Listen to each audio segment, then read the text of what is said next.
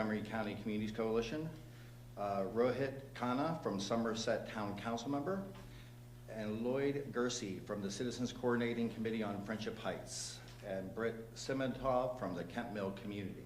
So those are going to be your speakers. I will come back up and introduce all those people again when we get to their part. But without further ado, let me introduce County Executive Marc Elrich.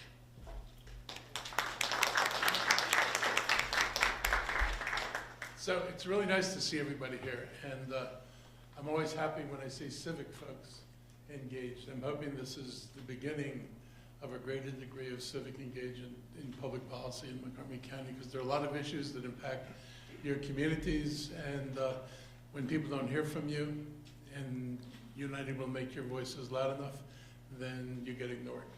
And this is an example. I'll say parenthetically that, you know, as we go through a budget now and people talk about taxes, it's policies like this, the constant reduction, for example, of impact taxes in the county, that actually increase the burden on county residents. So if people don't want to increase the burden on county residents, the easiest thing to do is make sure that the private sector pays its fair share, so that balancing this budget doesn't wind up on your backs. And that's my general view of how things have proceeded so far. So I want to start by talking about what Bill 225 does. Sorry.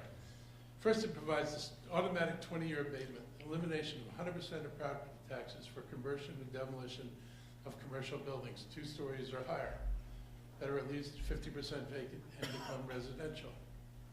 It includes Montgomery and Wheaton Mall properties. Westfield Corporation, one of the largest corporations in the world. It is one of the largest holders of shopping centers in the world. They have all the wealth that matters, and the idea that they would need a tax break of 0 taxes to do something that's going to generate a profit for them is just mind-boggling. It includes retroactivity for certain properties that have gone all the way through the site plan approval by the planning board by the effective date of this legislation. That means that people who put in a project with no expectation of 100% tax increase, with their own belief, and by the way, the belief of the banks that were financing their project, that their projects are viable, they're going to get the gift of 100% tax break as well. And what bothers me most is when you know that other people have done this and didn't need a tax break, why are you insisting that everybody get a tax break? So, go on. So, first of all, the council proceeded with absolutely no evidence of the need for studies. There were no studies done that subsidies were needed. None. People around us, they're doing some subsidies. Not everybody's doing this. People are subsidizing empty buildings, but you can talk about a 50% occupied building here. That is not the normal way to proceed. But there's no proof that you have to have this. And fortunately, we were able to find proof that people do this without subsidies. This is a picture of the Guardian building in Silver Spring. It's on the corner of, I think it's Georgia and Cameron. And it's 178 multifamily units, 155,000 square feet of office to residential, 75,000 new square feet, 0 subsidy from Montgomery County. It's under construction right now. And if you look carefully, it's the darker of the 2 buildings. And if you notice, toward the center of the picture, that building changes color. You all see where it changes color? Going vertically? The vertical part, the gray-brown part, is the existing building, the older building. And this is the new building added on top of it. They took down, because I watched this happen, they took down all the walls. They scraped all of the floors. They took everything out of the interior of the building. And then they went back and turned this office building into a residence. It exists. It's soon to open. It's going to be luxury housing. No subsidy. Go ahead. This is another project. This is on Roeder Road in Silver Spring, very close to the other projects. That's 6-story, 35 units. Lower level is office and retail. That was an office building until they turned it into this. No subsidy to do that. And this is another one in Silver Spring on Fenwick Lane. It's a condo building, 102 units, 8 stories. It was built in 2016. So they've been doing these conversions for a while now. no subsidy from the county government. So while there's no proof that anybody needs a subsidy, we've got proof that people are doing this without any subsidy. And I always like to quote anything that comes from park and planning, because sometimes they say delicious stuff, and I like this. So they're talking about these kind of office to residential conversions, and it says they can be in locations where there's strong market demand for multifamily housing. Such locations will have convenient transit options and are typically situated in urban walkable environments with access to a host of amenities, which are attributes that made the Octave at 1320 successful. The Octave is another project that got converted. Areas such as downtown Silver Spring and Bethesda command higher rents and prices and strong market potential for residential use shifts. And it says, and the strong market potential for residential use shifts the conversion investment tipping point toward repurposing or conversion. So here's park and planning analyzing this and saying that the market demand is such that it is now tipped investment toward conversion rather than maintaining the existing building. So now you've got examples of real things, you've got park and planning opining why this is the natural course of things, and then along comes this bill. Second problem, where's the affordable housing and where's the workforce housing? I think you all know that Andrew and others have talked about workforce housing, and it's got to be everywhere except in existing developments, no requirements for developers to, in their new projects, include workforce housing. No requirement in this to provide any workforce housing. So I thought this was urgent and critical, but it's not here. And it only raises the MPD requirement in places like Silver Spring and Bethesda from 15% to 17.5%. In the real world, if you built 100 units, you get 3 more units. You're paying 20 years of no taxes. If this is their goal, to call this affordable housing, to get 3 more units per 100 than you otherwise would have gotten. There is no economic rationale for doing this. The county is engaged in, we do tax forgiveness for some projects. We've done that in order to get higher levels of affordability. We have never paid this much money per unit when you think about the extended 20-year cost to get this done. It's kind of embarrassing that somebody would suggest we have to do this, because all they would have had to do is talk to our people and ask what's the normal subsidy to have to get units done. This is far beyond where we should be. This is likely going to displace other housing projects. Housing, nobody's building spec housing anymore, and nobody's building spec offices anymore. And so it's market demand, which pretty much solely drives the building of housing in Montgomery County. And there's a lot of demand for low-income housing, but nobody's building low-income housing. That's not anything anybody ever does. So the one market segment for which we have huge demand, there is nothing being built. And this doesn't do anything to address that part of the segment. The other problem in Montgomery County is the job problem. But the lack of jobs is one of the main reasons you're not getting demand for housing here. People mostly want to live closer to their jobs if they can.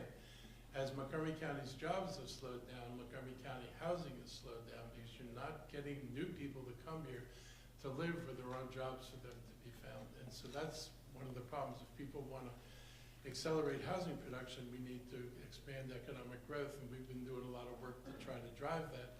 But this is not an easy process, and the county does a number of things to mitigate against it. But under no circumstances is this going to add to more units being built in total than would otherwise be built. This is a logic problem.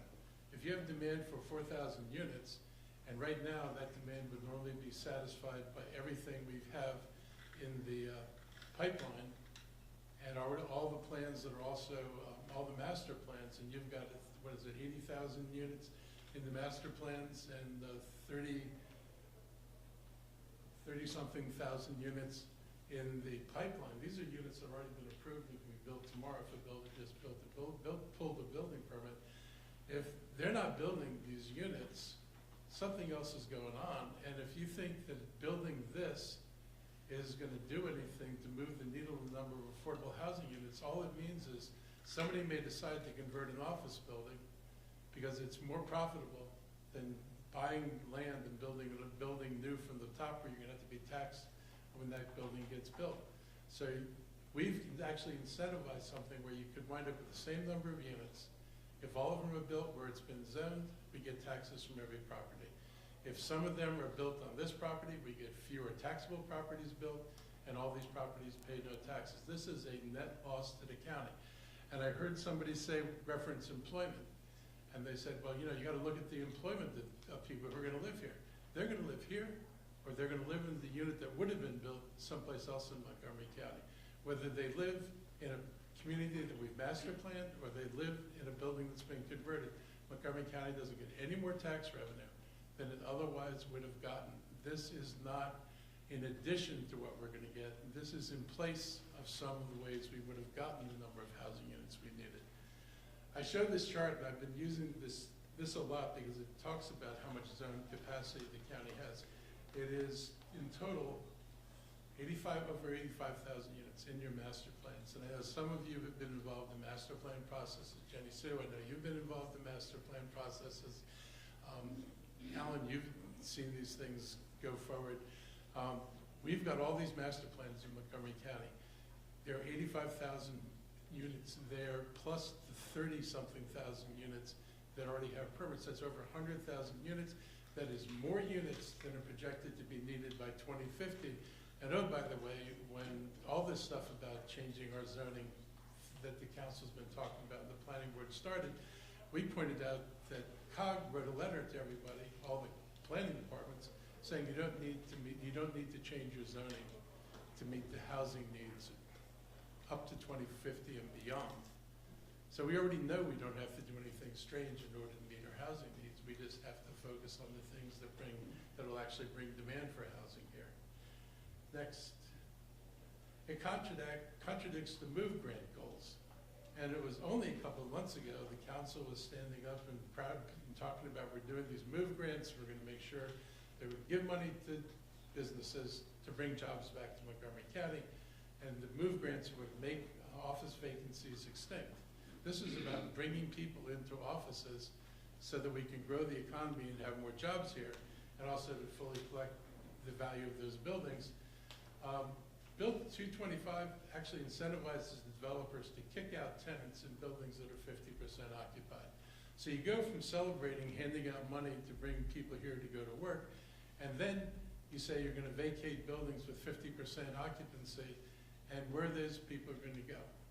And how are they going to feel about Montgomery County when they realize it was the county that enabled them to get kicked out of their offices, and now you're asking me to stay here and disrupt my business when if I'm going to have to move? Why would I stay in a place where they kick me out of a building? So as an economic incentive, an economic plan, I don't see it, and I don't think it makes sense. So picking winners and losers. Some developers will get a 20-year exemption. Other developers, and we've already heard from some of them, they know that they're not getting any tax breaks. So somebody buys a piece of dirt and they build a building, there's no tax break on it. Somebody buys a piece of dirt with an office building on it, you knock it down, and now all of a sudden you get this tax break. It's not fair, and it sets a new standard. What I'm worried about, we're starting to subsidize market rate housing, and there's already a letter from one of the developers' attorneys that the county's going to have to think more about doing this kind of thing to encourage building in Montgomery County. We should not be subsidizing market rate housing under any circumstances whatsoever. And I don't want that to become the future standard of subsidizing residential development for everyone. That makes no sense at all. We do this for affordable housing because since the private sector is never going to meet those goals, the county winds up, and the state sometimes, in assisting people build affordable housing. But you don't need to do this. And I will say that the affordable housing pilot is a 15-year pilot. So here you've got buildings that are affordable housing getting only a 15-year pilot, and they're trying to make rent with people who are much lower incomes. So these folks are able, the nonprofits are able to manage these buildings and get by with less of a subsidy on a far lower rent stream, and now the developers doing for-profit stuff get maximum rent stream. These are the other winners and losers, and this is not a surprise. Racial Equity and Social Justice Impact Statement. The Office of Legislative Oversight anticipates expedited Bill 225 could have a negative impact on racial equity and social justice in Montgomery County.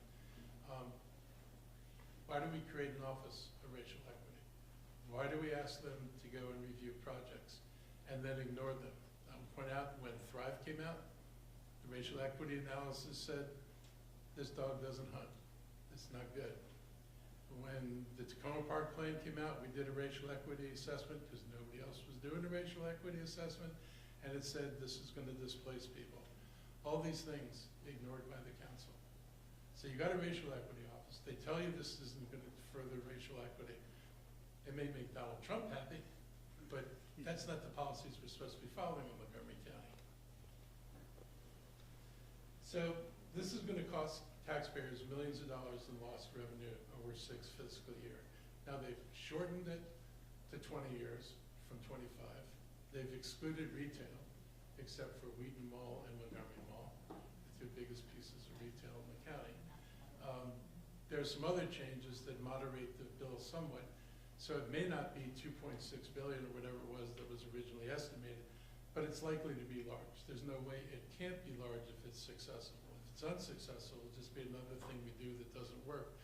But to the extent that it generates conversions, all this is money out of our pockets. And when it comes out of our pockets, and just like we're dealing with in our budget right now, if more money were not available this year, we would be cutting things because if the council's not going to raise taxes, the only thing is to do is to either not meet your school requirements or lower the social services and not address many of the means that we've had to be dealing with, especially since COVID.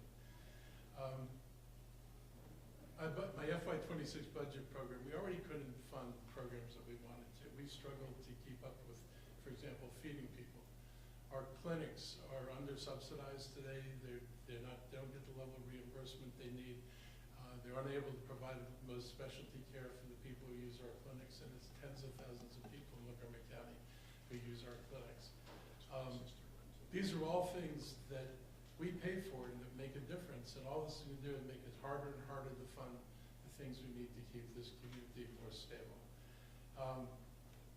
It's not only going to exacerbate today's problem, but it'll make it worse every year.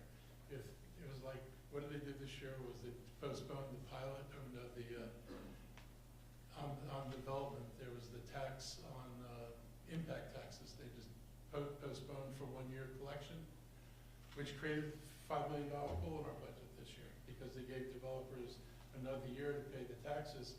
Those taxes would have otherwise gone into my budget, and we wouldn't be talking about raising that $5 million. And if you looked at all the other impact tax reductions the council's done, all that is money we have to take. We have to get you to pay for it. So we need to figure out whether the county should support something like this. Should we be doing this to make a project viable? And basically, from our perspective, we want to be able to continue to approve exemptions for projects that include meaningful levels of affordable housing. This has no meaningful level of affordable housing. If we're going to give a subsidy, we ought to be achieving some goal other than making a developer rich. That is not my personal goal. It is not the goal of most people in Montgomery County.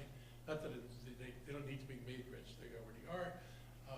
But that's not the purpose of why we do things. We try to do things that build a stronger community and a stronger county. And taking money away from those things to just enrich people doesn't make any sense at all. So we have equity concerns, as I already said. We have transparency concerns. Only one public hearing on all the pieces of more housing now. Basically, about 3 or 4 different pieces. So all that jumbled up into one hearing. No town hall or community meetings on Bill 225. Which developers is this going to benefit? Do we know who this is going to benefit? I'd like to know who they talked to that said this would be a really good idea. Are these people who have an interest in doing this? If they can make the case that you can give me more money, I'll do it. We don't know who we talked to. We have no idea how this bill came about. And what was the need to rush this from introduction? The only reason I could see doing this in 9 weeks is wanting to make sure there was no prolonged discussion in the community. People, in the lack of a newspaper here, people do not know what's going on. there is no way that you would get information unless you're tuned in to somebody in government who you know and somebody who's talking to you. But the bulk of the people in our communities don't know any of that. And so when you're proposing, whether it's rezoning or whether you're talking about giveaways like this, it almost resonates no way within our communities, and that's a problem. I'm asking, and I am going to veto this, and I'm asking the council to take the time to consider the unintended consequences and to narrow the scope of the bill or kill it altogether. If this is going to get us a decent amount of affordable housing like the projects we already work with, that's one thing. If this is just another giveaway for market rate housing, this is not something we should be doing. So it passed by a 10-1 vote. Will Durando was the only council member who voted against it. To override the veto, the council has to have 7 votes, which means we have to find 4 more council members to change their mind. And that would turn that into a 6-5 vote, and the bill would be vetoed. They would not override the veto. So we've got to find 4 council members who understand what's being done.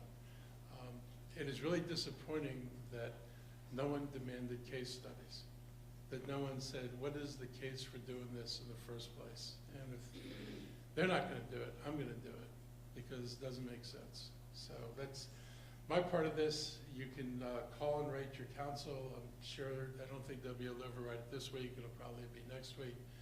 But you all should, get as many people to speak up and let the council know what people think about this. It would be really helpful. I'm going to stop now and turn this over to who's first. You're going to do that? Thank you. Thanks, Mark. Appreciate it. Our first speakers are going to be Cheryl Gannon and Alan Bowser from the Montgomery County Civic Federation. The Montgomery County Civic Federation has been around for 100 years. Congratulations.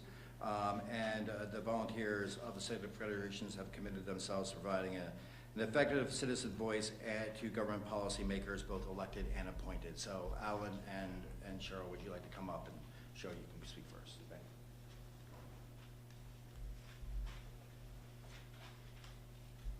you. Good afternoon. My name is Cheryl Gannon. I'm the current president of the Montgomery County Civic Federation. We are a 100-year-old umbrella organization of civic and homeowner associations across the county, with a reach of 35,000 households. We have a strong commitment to both affordable and workforce housing, like the county executive, and we adopted a 2024 resolution on strategies for those goals that includes conversion of office space to housing. But we're here today to support the county executive's veto of the legislation adopted by the council. Regrettably, the legislation as adopted by the council fails to adequately address the most critical needs and is not fiscally responsible, and so we cannot afford it. We cannot support it. The amount of affordable housing to be produced, just 17.5%, in exchange for this very generous tax break is too small. The legislation will primarily result in market rate housing, and the bill is drafted so broadly that the costs are potentially very significant. This is not a responsible use of public resources. What started out as a promising policy tool quickly turned into a giveaway to developers, with very little impact on housing supply for those who are really struggling. The council majority regrettably rejected a series of good government amendments to the legislation to bring maximum public benefit and fiscal controls in exchange for this generous tax break. Particularly egregious is that hidden behind this conversion bill is a tax holiday for any developer who simply knocks a building down and builds something else. Tax breaks to developers shift the tax burden to residents while also straining essential county services such as schools, transportation, and public safety. We thank the county executive for this veto, and we urge the council to work collaboratively with all stakeholders to revise this bill.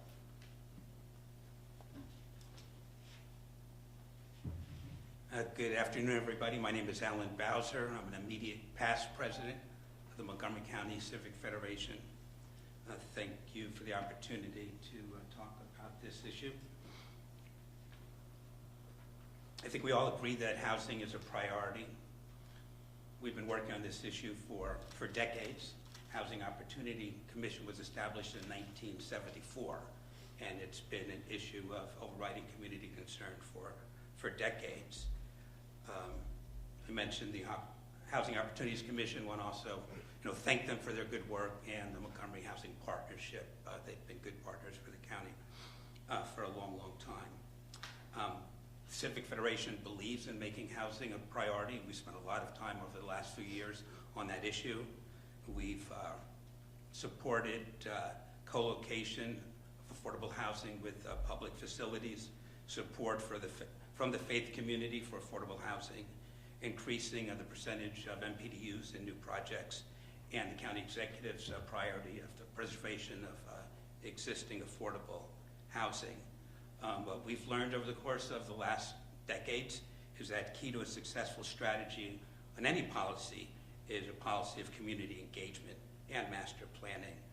We don't have the feeling that many of our elected officials respect community input and participation, and many of our appointed officials from the planning board seem contemptuous of community engagement and communication.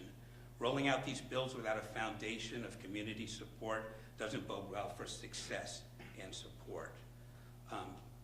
Community engagement, community communication, Doug Duncan knew this, Ike Leggett knew this, County Executive Elrich knows this.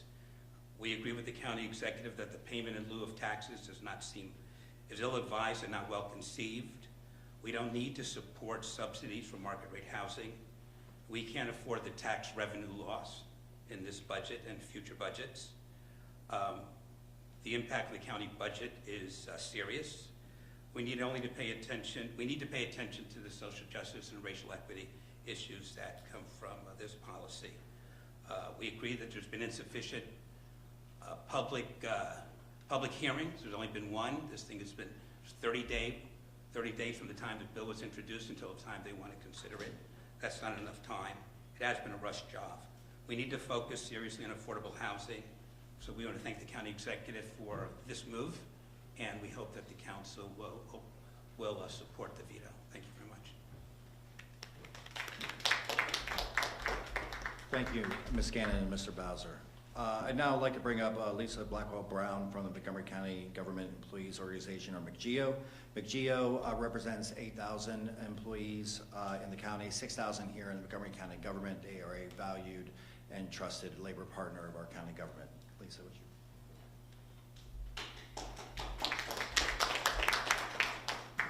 Oh, I'm so sorry. Just gotta keep doing that. Okay, good afternoon, everyone. I'm Lisa Blackwell-Brown, Secretary-Treasurer, UFCW Local 1994 MCGEO. On behalf of President Wren and all of our brothers, sisters, and siblings, MCGEO is proud to stand with the County Executive today in support of his veto of Expedited Bill 2-25. Let me be clear. We fully support the creation of more affordable housing in Montgomery County.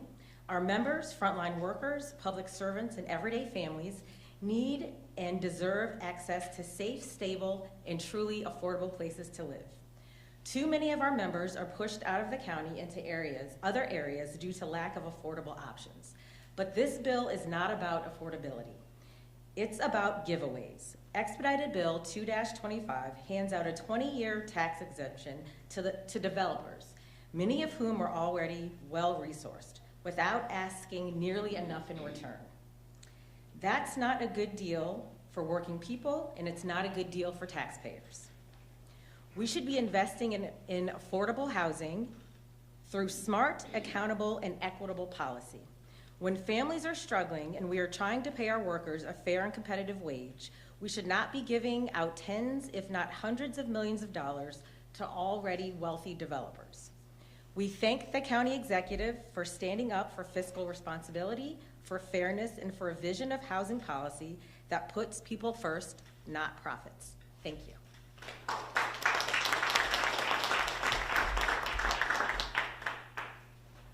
Thank you. I would now like another important community group to come up from the Montgomery County Communities Coalition, Jenny Sue Dunner and Howard Schoenholz.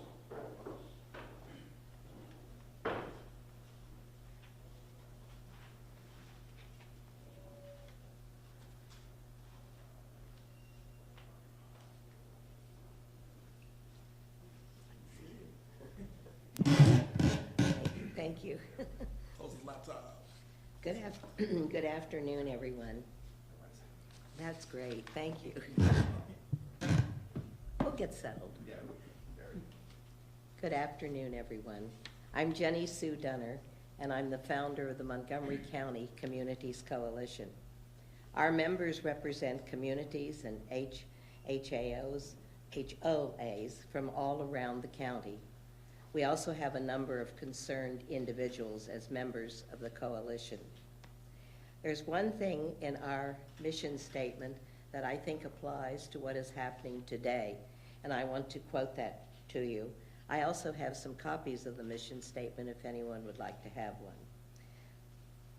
And this is the quote, "The Communities Coalition works to ensure that our local and state officials, both elected and appointed, govern and act in a transparent manner with maximum input from all stakeholders."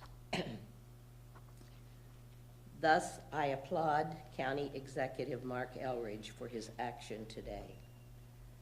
This tax abatement giveaway is part of the More Housing Now proposal, which you may remember suddenly appeared, all 100+ pages of it, shortly after members of the County Council assured us that nothing was in the works. And not only did it appear, but it had a council hearing date attached to it of March 11th. Now that's pretty fast moving, as I recall how things usually move. The council then rushed through approval of this pilot program, even though the future of our economy is terribly uncertain at this time. By taking this action today, County Executive Elrich is giving the council an opportunity to reconsider its actions. I hope, and I'm sure the people of Montgomery County hope, that the council takes this opportunity to come up with a better way to get commercial to residential conversion accomplished. And now I'd like to ask my friend, Howard Schoenholtz, who is the Communications Director of the Communities Coalition, to say a few words. Thank you. Howard.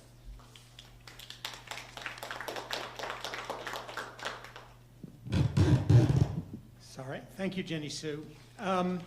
One of the things I wanted to touch on is the question of community involvement in this process. And it's something that I know our county executive has championed and has assured us will continue to champion.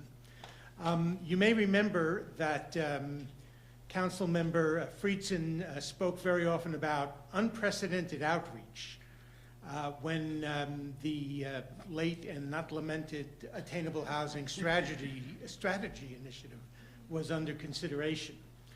But as Jenny Sue mentioned, lo and behold, More Housing Now suddenly appeared. Was there any input from the community in putting together More Housing Now? Well, my guess would have been, nah, I don't think so. But I'm kind of a thorough guy, so I personally, on behalf of the Montgomery County Communities Coalition, contacted 20 civic associations and homeowners associations all around the county. And I also spoke with 4 county-wide associations to find out how much input they had in More Housing Now. The answer was none.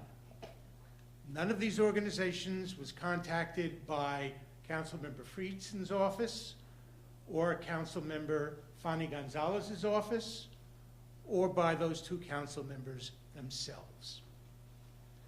For the council to approve this without having the community give its input is ridiculous. This isn't a proposal that will just kind of exist in the ether. This is a proposal that's going to affect every single one of us. I mean, as County Executive Elrich has said, these are tough economic times. And for the council to pass a proposal that could cost the county tens of millions of dollars over the next 20 years makes no sense at all. So I just want to say on behalf of myself and also the Montgomery County Communities Coalition, thank you, Marc, for making that decision. We support you.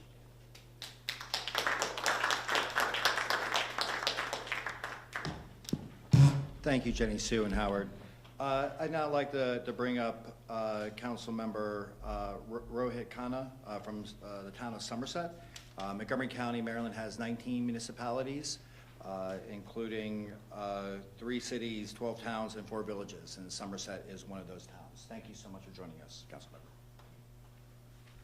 Thank you very much, and I'd like to thank County Executive Elrich for vetoing this bill, which is, as others have said, fiscally irresponsible. Because the council members who voted for it seem utterly unconcerned that the tax abatement would be offered to any and all conversions, whether they had a financial need or not, which means that taxpayers may end up subsidizing some projects more than necessary, and possibly even those, as the county executive pointed out, that would have proceeded without the abatement. Frankly, this is a giveaway to developers at taxpayers' expense. Why would the county offer a 20-year tax abatement for any conversion that could be financially feasible for less? Why would you leave money on the table? Even if it were true that you could get more revenue than you lose, this approach actually means you lose in the negotiation. So it doesn't make any sense, and it's fiscally irresponsible. There is no debate, I think, that converting high vacancy office buildings to residential use has a public good element. There is no debate that such development faces regulatory and financial barriers. That is why I welcome the zoning changes to facilitate the conversions. I also agree that incentives should be part of public policy, but the deployment of such incentives should be targeted and tailored to ensure the lowest cost to the taxpayer. It is unfortunate that the council rushed this decision, even though its own staff concluded that there were many unanswered questions about the fiscal impact. So taxpayers deserve a lot more transparency on how their tax dollars are being spent. Had the council adopted proposed amendments that could have introduced a competitive process and a fiscal cap, along with other amendments to increase the proportion of required affordable units, it could have mitigated, perhaps not eliminated, but at least mitigated the potential negative fiscal and social impacts. If the county council had asked for a cost-effectiveness assessment of alternatives, it might have concluded that allocating those tax expenditures to its housing production fund, for example, would have generated a lot more mixed income housing per dollar. So I can only hope that the county executive's veto of this bill today provides council members with an opportunity to correct their egregious error. Thank you.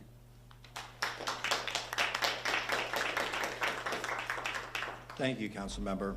For our last 2 speakers, they're going to be representing certain communities, and so I'd like to bring up here Lloyd Gersey from the Citizens Coordinating Committee on Friendship Heights, and Britt Semetoff from the Kent Mill community. And if you both would like to give final words, and then we'll take some questions from the press.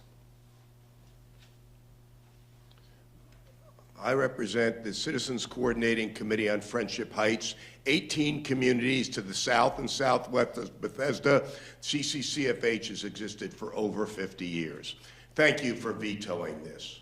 The bill sweepingly hands out free tax benefits. It's a handout without any showing of need. What is the premise of this bill? The premise of this bill is that incentives are needed. That is absolutely false. The county executive showed that. But it wasn't just these examples.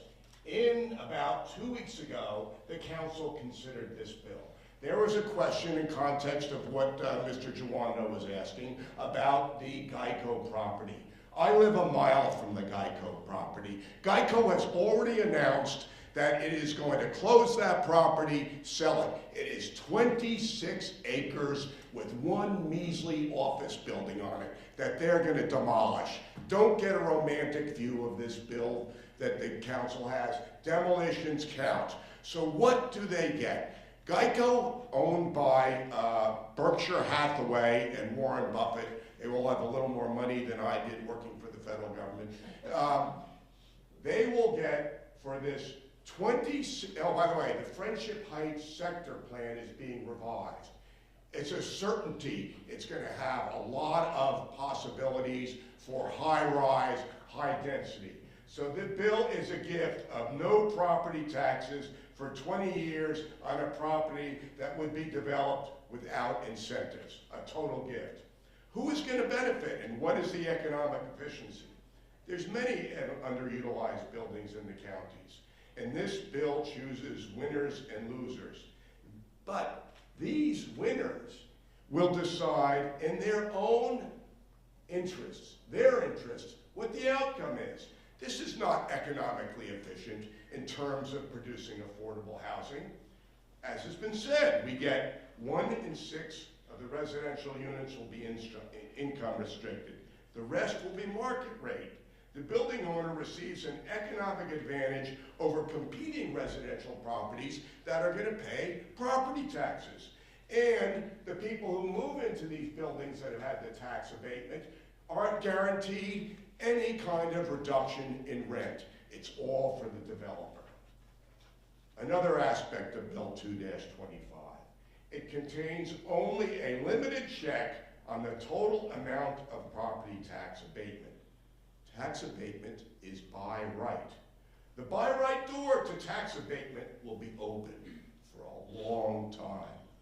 Council members say, oh, we have a safeguard to this, in the aggregate, very large amount of tax abatements. We have a 10-year sunset. Well, I work for the federal government, which has wasted a lot of money, I might say. But I have never seen a program which has run for 10 years without cost controls. This is shocking. 10 years without controls. And the county is bound to this. Now, they tried to come up with some offsetting thoughts in the council to make this feel good. Proponents referred to new revenues and income taxes, which the county executive pointed out might not appear, along with property tax at the end of the 20-year abatement. Yet, as Mr. Khanna pointed out, there was no quantitative analysis with or without net present value calculations to show this.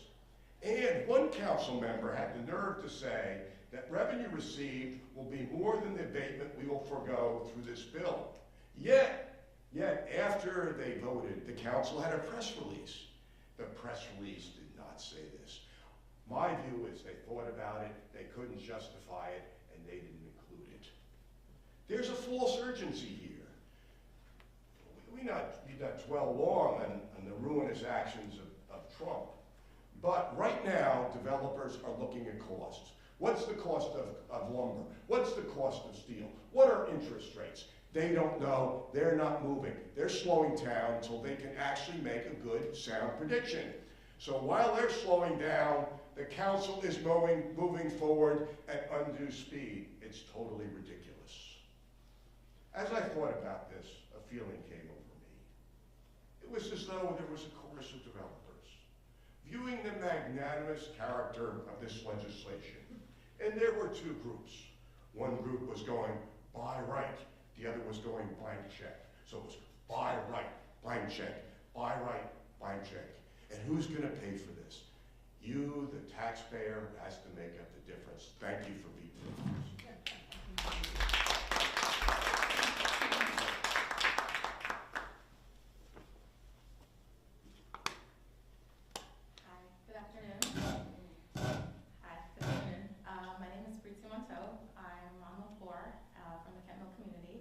I'm also here as the co-founder of the Kent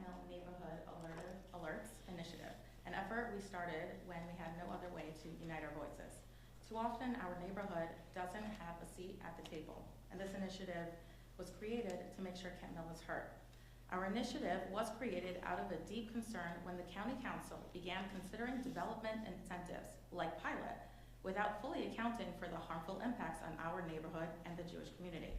Despite our repeated efforts to engage, our voices weren't heard. We were overlooked except for one person, our county executive, Marc Elrich. Today, Marc Elrich listened. By vetoing pilot, he stood up for us. Because if pilot were to pass, it would directly threaten our Jewish way of life, disrupting the infrastructure, resources, and stability that our families and community institutions depend on. Let me be clear, we support affordable housing. We believe everyone deserves a safe and stable place to live. This is not the way to achieve it. Some giveaways are good. I have a KM giveaways group where people are able to give and receive items all for free. And it has over 600 members on it in my community. But not this, not as pilot is proposed. It's not a balanced or thoughtful solution. It sacrifices the well-being of existing communities without delivering real accountability or long-term results. In local politics, it's not easy to stand against the wind. But today, Marc Elrich, you did just that. Thank you. On behalf of the hundreds of neighbors I stay in touch with, I want to express our deep gratitude. We just finished celebrating Passover last night, and we're hitting the ground running. And we look forward to working with you and your staff on the issues that matter most, both now and in the future. Thank you again so much.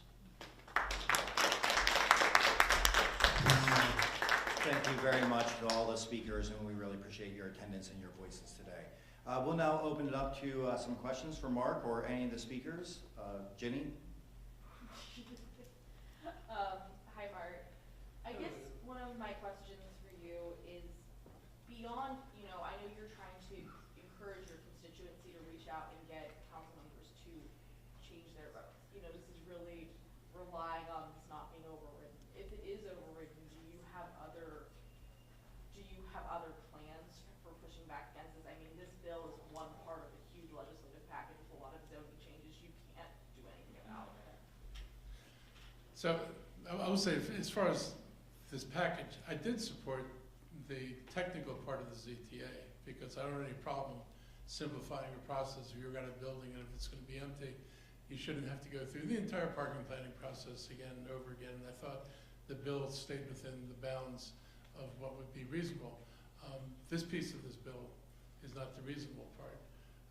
If it passes, there are elections coming up. And I hope that if the citizens get active enough and they decide they're tired of a council that prefers to give away money to developers, that they find a way of expressing that. I'm really concerned about park and planning. One of the speakers talked about the planning process in Montgomery County and Thrive. When the council passed Thrive, it was supposed to be a general plan. They said nothing would happen in any neighborhood until we opened up the master plans. They haven't opened up any master plans for any of this stuff. Not for more housing now, not for, what's the one, the latest one in Silver Spring that we're dealing with? Which one? University Corridor Plan and the Attainable Housing Plan. No master plans were opened up for things that bring about major changes in the community. And they say, well, this is all rooted in Thrive. But when they passed Thrive, it said, this doesn't root any of this. This relies on master plans. So it's not good to have a county where your master plans don't count, where if you move into a neighborhood and you think it's one thing and you spend, I don't know who I know who didn't spend a lot of time trying to figure out where they wanted to live. And then when you find out you live there and then all of a sudden the master plan doesn't mean anything, that's a problem. I think residents need to understand how much we have lost. It didn't used to be that way. I served on a master plan committee. I was appointed by Doug Duncan to serve on a master plan committee, which I think is proof of the fact that you can put disparate voices on a plan committee and actually work out and get solutions. So I'm looking forward to this triggering a kind of citizens revolt. That people are going to start saying, we want to be heard, we want to be part of these plans, we want to be part of these discussions, and we have a right to have that. That's the way Montgomery County used to be. It's not like I'm hearkening to some utopian future. This is what we did. And the fact that we've walked away from it without telling the people we were walking away from it's a problem. I guess follow up, not directly on that, but you early on in your remarks, you pointed out a few developments in the county that already do this without being subsidized. The only thing is people could argue that are enough people going to do the right thing without being incentivized? And I guess what would your response, what would your idea be to get more developers to do that without a subsidy? I'm not sure I would do that. I mean, first place, you should have buildings that are 50% occupied. The whole point of the MOVE grant is to get people to bring businesses back to these buildings. So if we're saying we need more economic activity in the county, and we need more businesses paying taxes in the county, I'm not exactly sure that this is the best thing to do. I can see that it's an option if a developer really feels that their building's so old and so hopeless that there's no other path. Maybe you would want to knock it down and start over again, but the market's solving that problem just by being able to convert your stuff to housing right now with no subsidy. So I don't know that we needed to do anything. I think the market will take care of it. The other thing I didn't discuss is the market has handled this two other ways. There are some very notable large developers in Montgomery County who literally, on buildings that weren't penciling out because of loss of tenants, just handed the keys back to the bank. They're an LLC. When you hand the keys back, the LLC dies. And the LLCs, they're not liable for back rent. They're not liable for mortgage payments. They're not liable for anything. So developers have completely walked away from projects, given it to a bank. The bank then has to put it back on the market, and they put it on the market at a rent that the market can support.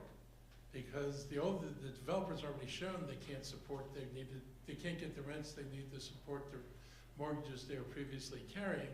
So it's going to have to be a lower mortgage to have a rent that someone's going to be able to afford. So the banks handle that already. And the other cases, there are developers who sold their property to a new buyer for 25 cents on the dollar. We're not talking about small things, we're talking about big places.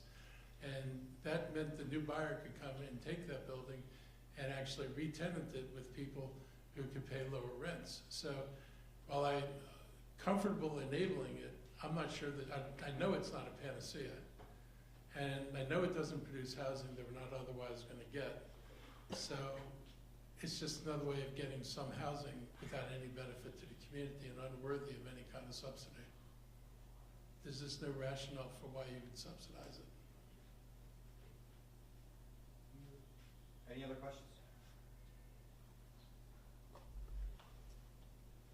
This is a very difficult subject for an average person to digest. No kidding. I have been grappling with it myself. I'm pretty average. Do you have any suggestions for where we could go to get a better handle on this? I had to scrape around to find information. I stumbled on the planning had a report that was done, I think, in 2017 or something. And I found where they were talking about this and what they thought the market would do. And that's where I got the quote from, the market is tipping in this way, so makes these conversions feasible. So there's little snippets of that out there.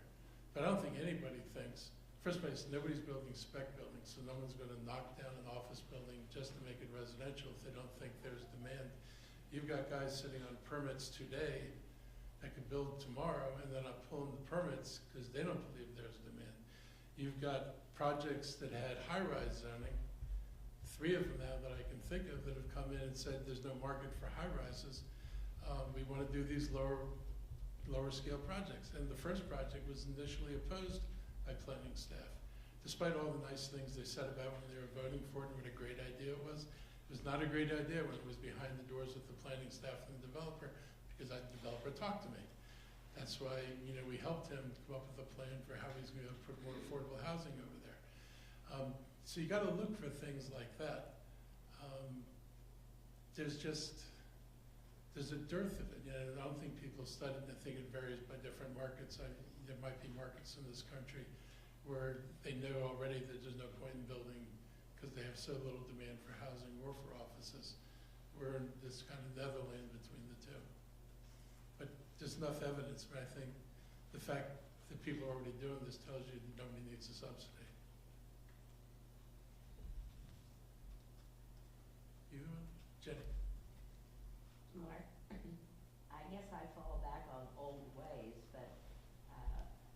or 300 civics across the county will not sway this council. It's been falling on deaf ears, frankly. And a lot of people have written some very good emails and letters. We've had excellent testimony from the citizens, and they're continuing. It seems to me, and of course, you know that I probably fall into this pattern, unless we have a real campaign, unless we have people at the metros, unless we have people at the shopping centers, the general public really does not know what is going on and how it's happening. When you talk to a few neighbors and you try to explain it, it's not an easy explanation. They get it, and maybe you've convinced a couple of people. But unless there is a real campaign, and I understand that we have until about June before, because there's the budget and so forth, that we have a little bit of time or some time. I guess it's just me, but unless it's a campaign and people are going to be willing to be out there and say, do you know? And, let the public then hear about it and decide. Maybe some people will dismiss it and say, well, it's no real big deal. But on the other hand, maybe if enough people hear about it, in other words, we have to worry this council. If they're, I'm sorry, you know me. If they're not going to worry a little bit, I don't think we're going to win. I don't disagree with you. I mean, if people saw, the examples I can think of, just from recent history, 10 Mile Creek. Yeah, This and, dinky little creek in upper Montgomery I County. remember.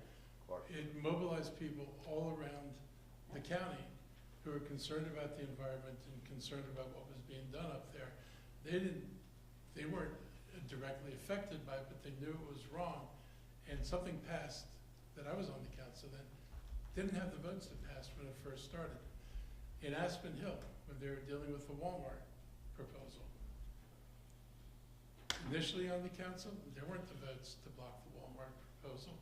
When you saw posters and yard signs up all over Aspen Hill saying, no, we don't want this, and it was an election year, the council voted not to do it. And there is a history of people being willing to change votes, but you've got to do what you said, but you have to organize. And I've known you long enough. You're probably the first civic activist I think I really got engaged with. And you've been doing this for years. It actually matters whether you speak out, and it matters how you mobilize people. I don't know, if the community knew that you had 2 planning board members who told developers you shouldn't talk to citizens, the whole point of citizens on the planning board is people who are going to listen to citizens. You got 2 members of the planning board who you're never going to get a fair hearing in front of because they don't believe you have anything to say that would change their mind. That's not the way this is supposed to work. So I think you got plenty of things you can put out there, and I think people got to make determined, there's no point in making this fight and then walking away from it and going home. This is what people count on. If there are no consequences for what you do, then you don't change behavior. And so there have to be consequences. So you're the ones in the position to deliver consequences. Last question. You've been speaking for quite a while about the pipeline of possible residences for which they only have to pull a permit, say 30,000 units, whatever. Very recently, the planning board and planning department has taken credit for they're now going to do a pipeline study, as though it's their idea. It's a lot of fun, but any event, are they going to allow the county executive to participate in this study, or is this going to be one of those things that's not transparent and is developed to support their own worldview?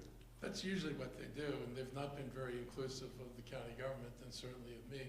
I'll give you an example. I talked to the chair about being able to address some of the zoning issues with the board, just to explain, talk about some things and what we might do differently. And I was told yes, and then it never happened, and then it was like, well, the board didn't want to. So, I hear from people all the time I don't want to hear from. I sit down and talk with people who have different points of view, because sometimes you find something that somebody says that actually makes sense. It makes you think about what you're doing, maybe do things a little bit differently, but they're proceeding on the path that they want to be on. They misled the community when they did Thrive. Thrive was supposed to come with the housing bill, and that was the plan, was to get it voted in January of that year, first Thrive, and then what we now call, I guess, attainable housing. When the community blew up over that, Hans and the others severed the connection between those two bills, did Thrive, and told people, don't worry, this isn't a master plan. Right. And then they proceeded with attainable housing, which is all based on Thrive, and then now they've skipped the part about where we opened up master plans. So I'm sure you can go back and find recordings from people talking about what they were going to do. So I think it's important to put that information out there so the public has some sense of how this is carrying forward. I don't know how, if it was me and I was the planning board, I would go back to a zoning where you keep your density close to the core.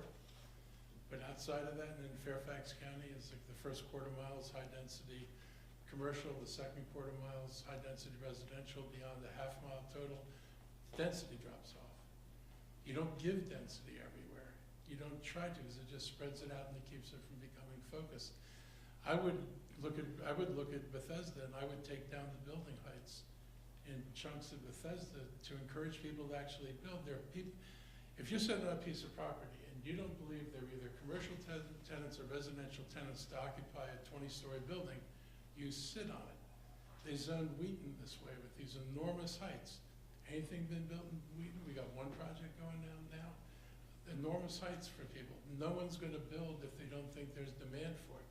If you had 7-story buildings allowed in downtown Bethesda where there were only 1 or 2-story buildings, you might have gotten more property owners willing to redevelop their property, produced a lot of housing and probably a lot more local commercial than you're ever going to get out of these master plans. Instead, every time there's a high-rise, you're going to have to wait until that demand is absorbed, and then maybe somebody else builds a high-rise.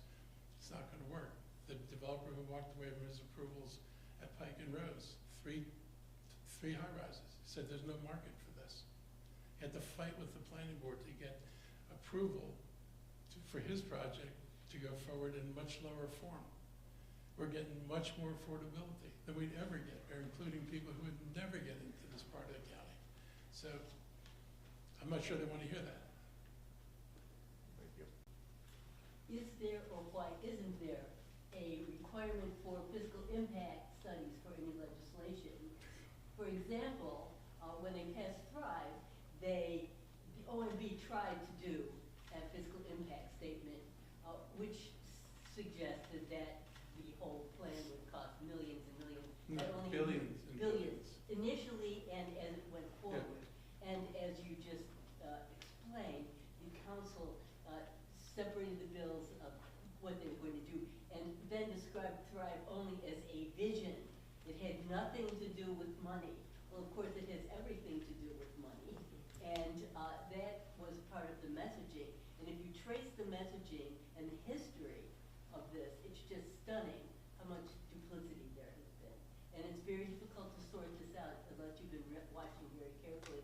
And if you have been watching very carefully, they don't want to hear from you because you know the facts that they've been trying to discuss. When they passed Thrive, they also did a racial equity study. The county paid $100,000 for it. And despite all the efforts to skew his results, the consultant came out with a very good study, which they ignored and passed Thrive immediately. That's so right. This is the kind of thing that has been going on. And I would also love to have a fiscal impact statement on how much the planning board, how many millions they have spent promoting plans that have been shown all over the country to be failures. Look, speaking as somebody who was accused of, when I was on the council, I would not vote for every bit of density people proposed. And I was trying to point out to people, when I was on the council, we had 10 million square feet of empty office space, half Class A, half Class B, and it wasn't being built. And it's like, if you've got that much unbuilt office space, it's not likely that your problem is I need more buildings and more density. It was likely, what are the other things that are stymieing Montgomery County? Montgomery County is a great community, but it lacks some assets that Northern Virginia counties have that enables them to develop. Transit's first and foremost. And this council's never been willing to adopt a tax system like Northern Virginia's. If you want tax relief, you would do what they're doing in Fairfax County. The developers in Fairfax County, in Tyson's Corner, pay $1.54 on their property taxes, $1.54 per $100 of assessed value. Montgomery County, it's $1.04. Then people say, well, they're going to Virginia, they're going to Virginia. Why are they going to Virginia? They're going to Virginia, even though they pay more money, because they get transportation would enable them to turn Tyson's Corner into kind of like the envy of the DC region. The money drives transportation, transportation drives development. Those are the things we're not able to do. Those are the things we've got to figure out how we're going to do it. So, I think there's a path forward to develop, but if you're going to rely on citizens paying the taxes to do it, we're never going to do anything. We're trying to get BRT off the ground. I put that plan forward probably like 2008, and my goal is to get ahead of Virginia, because I wanted us to put the transportation in place that everybody was saying you had to have.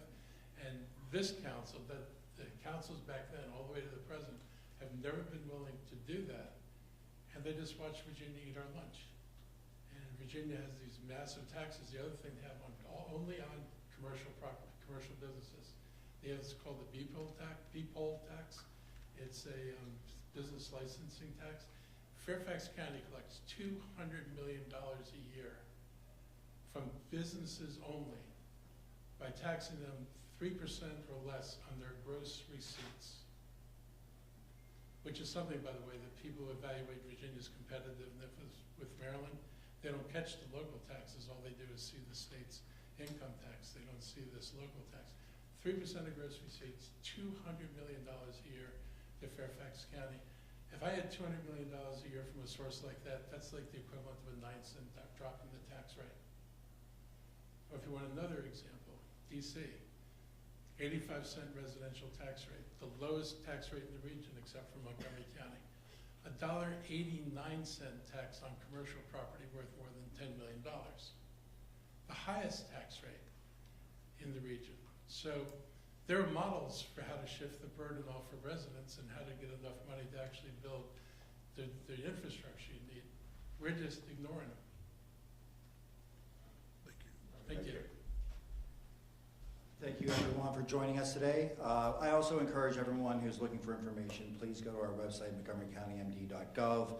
Also follow us on social media. Please share our messages. And most importantly, please subscribe to the County Executive's newsletter each week and share that with your communities. So thank you very much. Thank you.